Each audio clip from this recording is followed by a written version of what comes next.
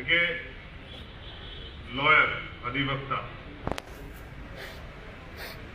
मैं खुद एक एडवोकेट हूं और मुझे इसका एक स्लोगन बड़ा पसंद आया।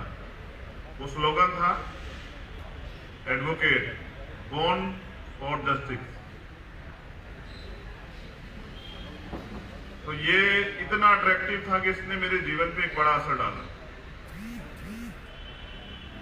Advocate, lawyer, born for justice.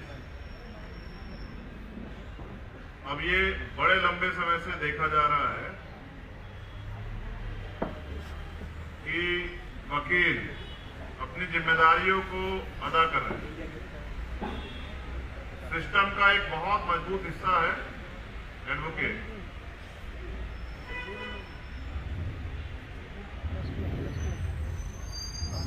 एक कमजोर, निर्दोष व्यक्ति की आवाज को माननीय सर्वोच्च न्यायालय और देश के किसी भी न्यायालय तक पहुंचाने का माध्यम है हम लोग जो वकील लोग हैं। ये वकील परिवार जो है ना पूरे देश में काला कोर्ट के नाम से भी जाना जाता है। ये इसलिए है कि न्याय सुनिश्चित हो सके। मैं खुद इस सिस्टम में बहुत लंबे समय से देख रहा हूं कि जब सरकार अपने अपराधों को छिपाने का काम करती है तो वो सरकारी तंत्र का दुरुपयोग करती है, और अभी कुछ दिन पहले वही हुआ। हमें उम्मीद रहती है कि माननीय सर्वोच्च न्यायालय या पूर्व न्यायपालिका का कोई सा भी, कहीं भी वो किसी क्षेत्र से हो, जिले में हो या प्रदेश में हो, वो हमारी आवाज को या हमारे ऊपर जो हमले हो रहे हैं उनसे हमें सुरक्षा देगी, बचाव करेगी। हमारे फंडामेंटल राइट जो है, कॉन्स्टिट्यूशनल राइट जो है, वो सुरक्षित रहेंगे। लेकिन पिछले कुछ समय में ये देखा गया है कि सर्वोच्च न्यायालय हो या हाईकोर्ट द्वारा जो फैसले दिए गए हैं उनसे न्यायपालिका के प्रति कमजोर वर्ग के लोगों का जो है भरोसा वो कमजोर हुआ। तो आज हम लोग इसलिए यहाँ इकट्ठा हुए हैं कि दिल्ली दंगे पे जो अपराधी लोग हैं जिनके लिए कार्रवाई के लिए प्रयास किया जा रहा था, और मेरे साथी, मेरे खुद के पर्सनल वकील भी हैं सुप्रीम कोर्ट में, कई मामलों में आपने मेरी जो है पैरवी करते इनको देखा होगा। एक सुप्रीम कोर्ट के सीनियर एडवोकेट पे सिर्फ इसलिए रेड डाली जाती है कि वो न्याय सुनिश्चित करवाने में मदद कर रहे हैं। जब सिस्टम न्याय नहीं देगा तो सरकार के दबाव में रहेगा, तो न्यायपालिका से ये उम्मीद थी कि न्यायपालिका कुछ ऐसे डिसीजन लेगी जिससे सरकार पे दबाव बनेगा। जब आदमी थक हार जाता है पूरे सिस्टम से लड़ते हुए, तो न्यायपालिका से उम्मीद, क्योंकि न्यायपालिका सरकार से भी बड़ी होती है। जब इस लोकतंत्र में हम सरकार किसी फैसले सहमत ना हो तो हम न्यायपालिका की तरफ देखते हैं कि वो सरकार के ऊपर ठोस जो है एक्शन लेगी और उनको कहेगी कि वो व्यक्ति की स्वतंत्रता, व्यक्ति की आजादी को छीनने का काम ना करे। तो दिल्ली दंगे में जो रोल आरएसएस और बीजेपी के लोगों का रहा है उसको उजागर करने के लिए जो एविडेंस इकट्ठा किए गए थे उसके लिए महमूद भाई काम कर रहे थे, और दिल्ली के स्पेशल सेल द्वारा 15 घंटे पूछताछ की गई। पूछताछ के नाम पे टॉर्चर किया गया। कोई और व्यक्ति होता तो शायद टूट जाता। 15 घंटे एक बड़ा समय होता। जिस तरह से महमूद भाई यहाँ बैठे हुए हैं, जिस तरह से उनके साथ अपमानजनक रवैया किया गया, उनके साथ मारपीट की गई, ये बहुत दुखद। कोई और होता तो टूट जाता, लेकिन मुझे खुशी है इस बात की कि एक अम्बेडकरवादी एडवोकेट अपने सिद्धांतों पे खड़ा रहा, उनका सामना करता रहा। 15 घंटे के बाद भी स्पेशल सेल को हार के वहां से जाना पड़ा। अब स्पेशल सेल अपनी ड्यूटी कर रही है। कौन सी ड्यूटी? जो सरकार उनसे करा रही है।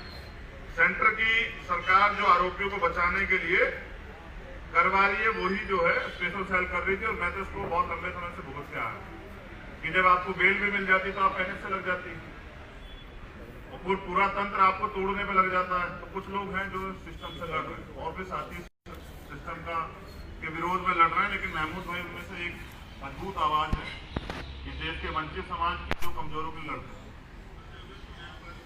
तो पिछले कुछ दिनों में जो फैसले, चाहे वो दलितों के खिलाफ हो, आदिवासियों के खिलाफ हो, मुसलमानों के खिलाफ हो, या कमजोर वर्ग के लोग किसी भी व्यक्ति के खिलाफ हो, गरीबों के खिलाफ हो, कई मामलों पे जो फैसले आए हैं, उसके में जो माननीय सर्वोच्च न्यायालय का रवैया रहा है, उससे कमजोर वर्ग के लोगों का जो विश्वास है वो कमजोर हुआ है न्यायपालिका के प्रति। ये नहीं होना चाहिए, ये बहुत गंभीर है।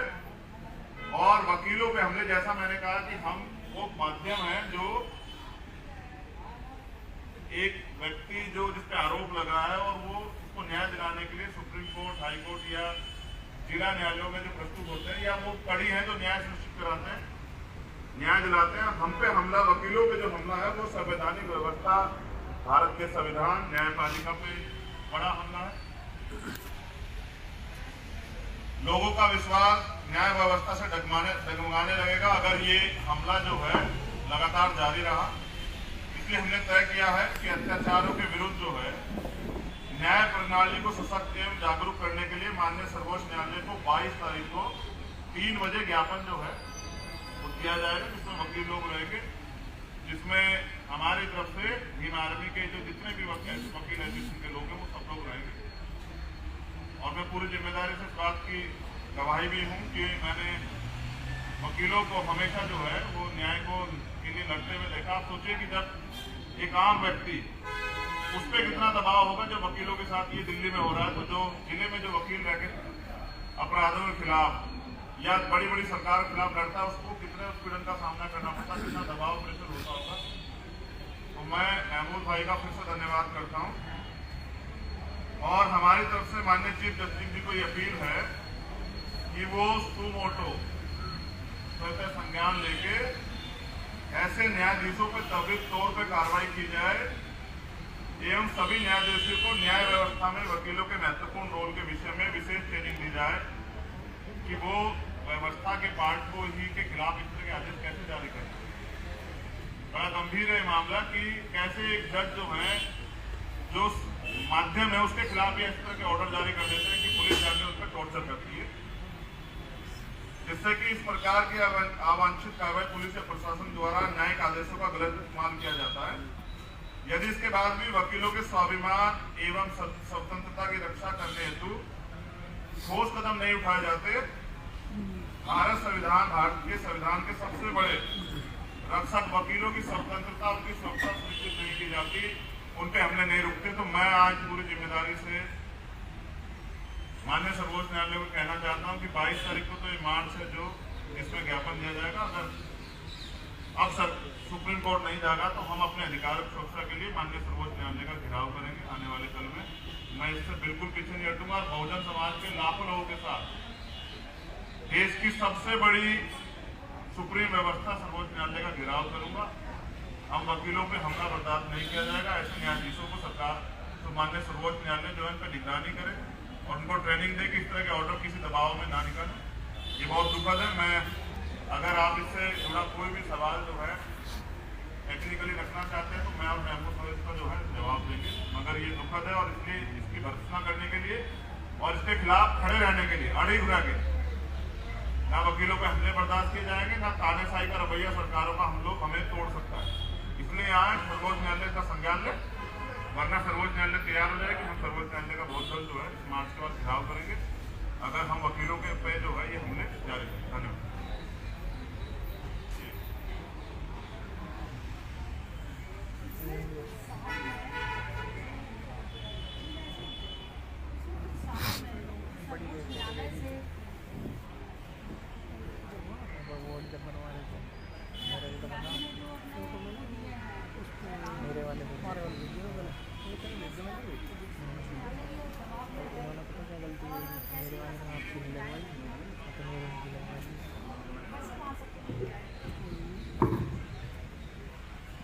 संविधान कल लाइव आए तो 10 मिनट आज मैं अपने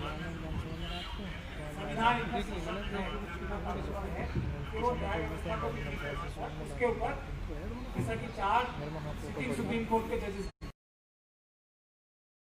हमारी आज़ादी के लिए यही 4 सुप्रीम कोर्ट के सिटिंग जजेस ने कहा था, हमारी आज़ादी के लिए जनता सामने आए और सुप्रीम कोर्ट ताकि ठीक से काम कर सके, जनता हमारी मदद। शायद जनता उस काम में सफल नहीं रही, इसीलिए हम लोगों ने देखा कि एक जो मुख्य न्यायाधीश बने उसके बाद उन्होंने जिस प्रकार से जजमेंट दी अयोध्या की थी, और उसके अलावा भी बहुत सारी जो जजमेंट आई हैं, और उसके तुरंत बाद उन्हें राज्यसभा भी मिल गई। तो ये शायद जनता की कमी रही है कि वो सुप्रीम कोर्ट की सुरक्षा के लिए उठ नहीं खड़ी हुई। और जो हमारे भाई ने अभी ऐलान किया है कि सुप्रीम कोर्ट का घेराव किया जाए, वो भी सुप्रीम कोर्ट को सशक्त करने के लिए किया जाएगा कि आप लोग जो है किसी दबाव में मत आए। जो 4 जजेस आए थे दबाव में, इस प्रकार से आप बिल्कुल दबाव में ना आए। देश की जनता जो कि देश की मालिक है वो आपके साथ खड़ी है, किसी सरकार से डरने की कोई आवश्यकता नहीं है। हम लोग इस नजर से सुप्रीम कोर्ट का घेराव करेंगे। आज देखिए किसानों के लिए भी क्या हुआ, तो किसान भी आज निराश हो रहे हैं सुप्रीम कोर्ट से। तो इस सब का जो हम अधिवक्ता गण है, सबसे ज्यादा दुख हमें कि सुप्रीम कोर्ट के ऊपर से किसानों का विश्वास उठ गया। ये कितने बड़े दुख की बात है, हम लोगों का दिल रो रहा है, इसका खून के आंसू रो रहे हैं।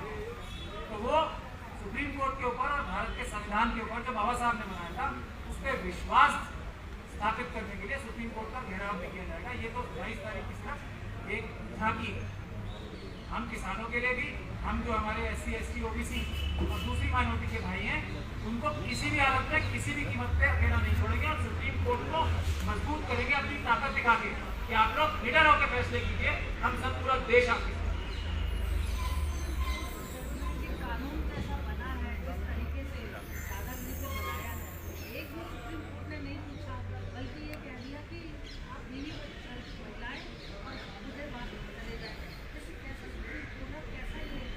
वही तो हम कह रहे हैं, हम यही कह रहे हैं ना कि इसीलिए तो सुप्रीम कोर्ट का घेराव किया जाएगा कि सुप्रीम कोर्ट के जजेस जो है सशक्त महसूस करें, पूरा देश साथ खड़ा है उनके। सरकार कुछ भी नहीं होती ना, जनता के सामने क्या है, जनता की सेवा की। हम अपने देश को बर्बाद नहीं होने देंगे। तो जिस तरह से आज काम हो रहा है उससे देश कमजोर पड़ जाएगा, उससे दुनिया में हमारे देश की मजाक बनेगी, नहीं होगा। इसलिए हम लोग यहाँ इसमें मुझे लगता है कि सर्वोच्च न्यायालय हमारी बात को सुन के और आगे के जस्टिस जो है वो अच्छे फैसले लेंगे कि जनता के विश्वास बढ़े। धन्यवाद।